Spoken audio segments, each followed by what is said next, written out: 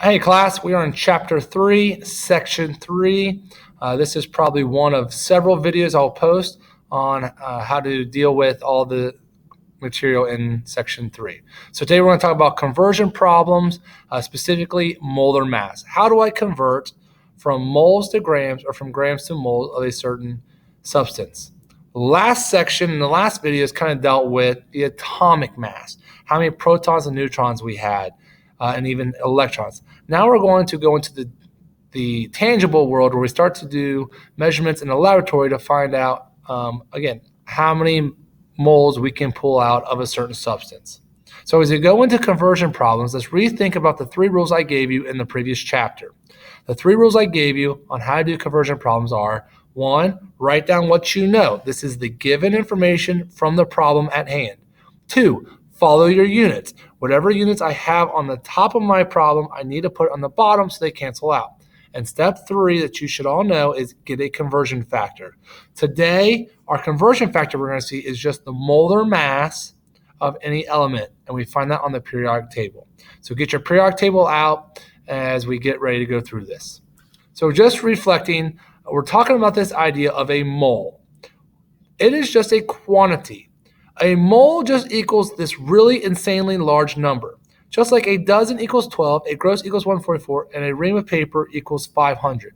The reason we use this is because it makes communication so much easier in the laboratory and among other scientists. Just like if I was in a bakery, I would say, hey, a customer just ordered 4 dozen donuts, or we have an order for 100 dozen donuts. That is the unit we would work in. In chemistry, we work in the unit of mole all the time. I would say, hi, I need 5 moles of carbon, and your assistant would go measure that out for you in the lab. Or you would say, how many moles of whatever, and this is the unit we work in. And so what you need to realize is that mole is just a number, nothing more, nothing less. But this mole can also equal other things. A mole can be a number, but whatever it is I'm talking about can have a mass. It can also have a volume, and we'll talk more about those as the chapters go on. So what is a mole? A mole is just the SI unit for amount of substance. Just like a dozen is an amount, just like a gross is an amount, just like a ream is an amount. It's a certain number. And so a mole is a certain number of 6.022 times 10 to the 23. So how did they figure it out? Well, this guy named Amedeo Avogadro picked up some carbon. So he put some carbon in his hand and he massed it. And it was 12 grams of carbon-12. And so when we say carbon-12, remember from the last video that carbon-12 refers to the atomic mass of this particular carbon, which again, because it's carbon, we know it has 6 protons, and since it has a mass of 12, it has 6 neutrons. So he took special carbon with only 6 protons and 6 neutrons, and he got 12 grams of it exactly. Then he figured out how many atoms were in there. He counted them all up, and he figured out that it had 6.022 times 10 to the 23 atoms. And so what he found out here is that 12 grams of carbon, 12, has 6.022 times 10 to the 23 atoms. And we begin to see a relationship formed here that will allow us to begin to do conversion problems, but also come up with this concept called the mole. So it's called Avogadro's number after Amedeo Avogadro. And what you need to recognize is this number is just really big. And this number can equal any element, but in this case, we're talking about carbon. So we talk about the molar mass. So the question is, how much does 1 mole of carbon weigh? Well, on your periodic table, you would see a value like this. If I get on my periodic table and I look, there it is. I can see that 1 mole of carbon weighs 12.011 grams. So what we're saying here is that this number on your periodic table, our big cheat sheet, helps us out. It can, yes, tell us the AMU, which again, when we say AMU, we mean atomic mass unit. So yes, that number 12.011 can tell me how many protons and neutrons an atom has. But also we can see here that that number 12.011 can also tell me how much 1 mole of carbon weighs in grams. So if I look at my periodic table, the atomic mass and the molar mass are the same number from the periodic table, which is different units.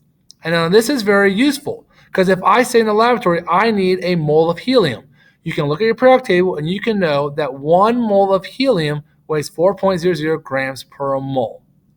So that's what it is by definition. When we say molar mass, we're going to just say how much does 1 mole of any element weigh. And we're going to include the units of grams per mole. So look at this around. You can look at all these other elements, and everything in top right of the periodic table will all tell you in red these different molar masses. And we're going to use those as our conversion problems. So let's look at this. If I have helium, according to my periodic table, has 4.0026. For the purposes of this class, I want you to round to 2 decimal places. So according to this, helium has a 4.00 grams for every mole. Lithium, let's look at lithium. Lithium has 6.94 grams per every mole. Mercury, it has 200.59 grams per a mole. And so what's really fascinating is that you see all these guys have different masses, but yet every one of them still has the same number of atoms, and all those atoms equals a mole. So since we see a relationship between the mass and the number of atoms in the moles, we can begin to use this as a conversion factor to convert between grams to a mole. So let me say one other thing about this. Some people struggle with understanding how the same number of and a mole of something can have different masses. And think of it this way. If I have a dozen donuts, it's going to have a certain mass, correct? Well, if I have a dozen Oreos, is that mass still going to be the same? No. If I have a dozen elephants, is that mass still going to be the same? No. Just because a dozen equals a number and just because a mole equals a number doesn't mean the masses have to be the same. But they're actually different because we're talking about different substances here, or different product, however you're dealing with it. So here are a few conversion problems that I would like you to work on your own. Pause this video and take a second to try these conversion problems on your own.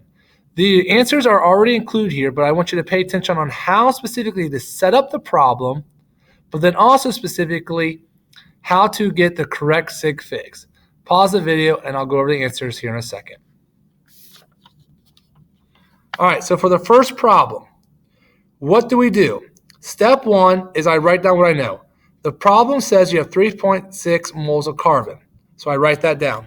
Step 2, I follow my units. If I have mole of carbon here, I got mole of carbon here.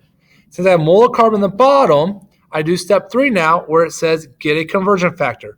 We just learned that off of my periodic table, I can find out how much 1 mole of carbon weighs.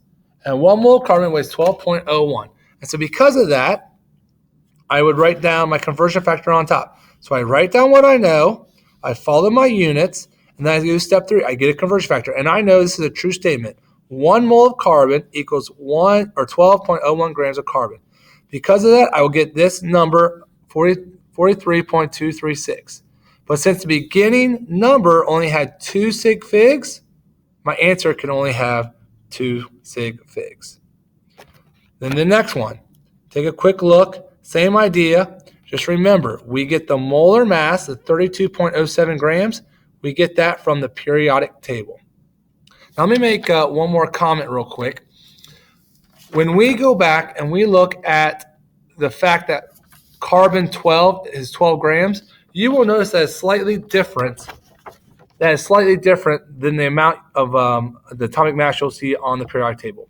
The reason this on your computer is 12 and on the periodic table is 12.01 is because right here we're talking about a specific isotope of carbon.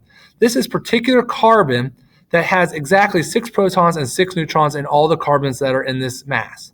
On your periodic table, though, this mass is showing you all the carbon of all the world. And carbon in general does not exist in just one isotope. Sometimes you're going to have carbon 12. Sometimes you'll have carbon 13. Sometimes you'll have carbon 14. And so whenever you're talking about an element from the natural world, you have to use the atomic masses on your periodic table to describe it.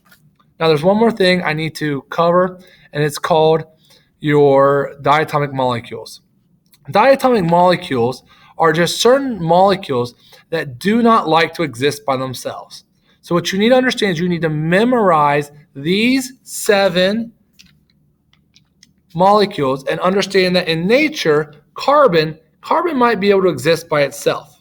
But when it comes to oxygen, Oxygen does not exist by himself, but he actually always exists in a pair. He always bonds with himself.